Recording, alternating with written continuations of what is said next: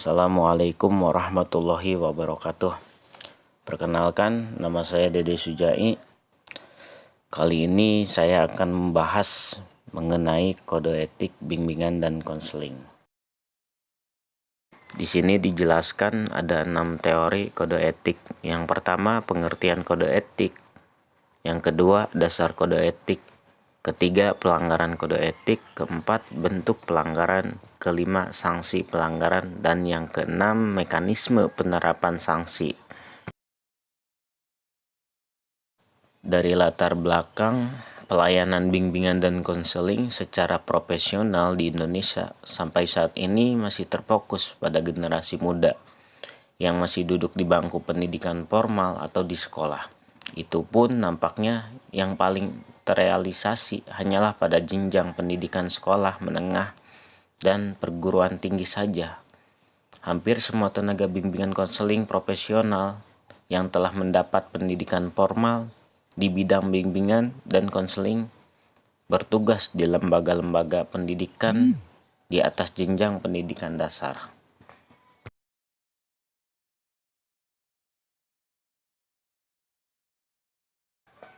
Teori pertama, pengertian kode etik. Kode etik merupakan etika profesi yang harus dipegang kuat oleh setiap konselor. Kode etik juga merupakan moralitas para konselor dalam menjalankan profesinya. Etika adalah suatu sistem prinsip moral. Etika suatu budaya, aturan tentang tindakan yang dianut berkenan dengan perilaku suatu kelas manusia, kelompok, atau budaya tertentu. Etika profesi bimbingan dan konseling adalah kaidah-kaidah perilaku yang menjadi rujukan bagi konselor dalam melaksanakan tugas atau tanggung jawabnya memberikan layanan.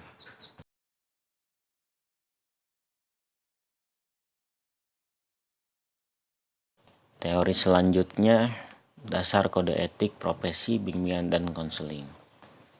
Pancasila mengingat profesi bimbingan dan konseling merupakan usaha pelayanan terhadap sesama manusia dalam rangka ikut membina warga negara Indonesia yang bertanggung jawab. Tuntutan profesi yang mengacu pada kebutuhan dan kebahagiaan klien sesuai dengan norma-norma yang berlaku.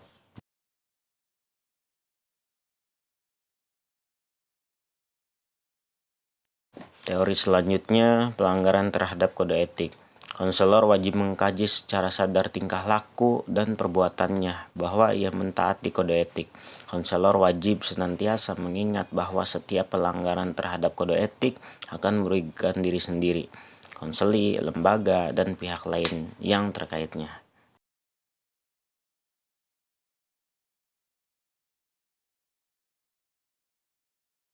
Teori selanjutnya, bentuk pelanggaran. Di sini ada 2 poin. Yang ke-1 terhadap konsil, yang kedua terhadap organisasi profesi. Yang pertama ada A, B, C, D. Yang A, menyebarkan atau membuka rahasia konseli kepada orang yang tidak terkait dengan kepentingan konseli. Yang B, melakukan perbuatan asusila, pelecehan seksual, penistaan agama, rasialisis. Yang C, melakukan tindakan kekerasan fisik dan psikologis terhadap konseli. D, kesalahan dalam melakukan praktis profesional, prosedur, teknik, evaluasi, dan tindak lanjut. Yang kedua, terhadap organisasi profesi. Di sini ada A dan B. Yang A, tidak mengikuti kebijakan dan aturan yang telah ditetapkan oleh organisasi profesi. Dan B, mencemarkan nama baik profesi, menggunakan organisasi profesi untuk kepentingan pribadi dan atau kelompok.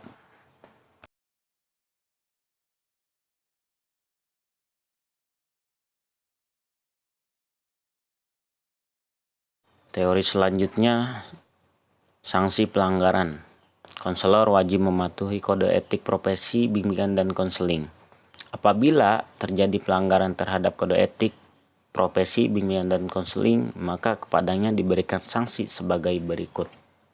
Yang pertama, memberikan teguran secara lisan dan tertulis Kedua, memberikan peringatan keras secara tertulis. Ketiga, pencabutan keanggotaan ABKIN.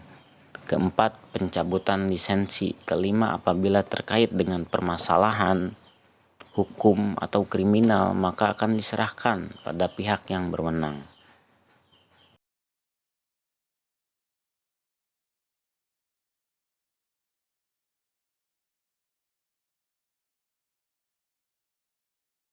Teori selanjutnya mengenai mekanisme penerapan sanksi. Di sini dijelaskan ada 4 poin. Yang pertama, mendapatkan pengaduan dan informasi dari konseli atau masyarakat.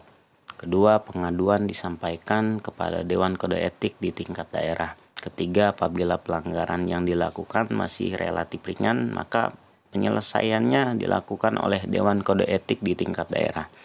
Yang keempat, pemanggilan konselor yang bersangkutan.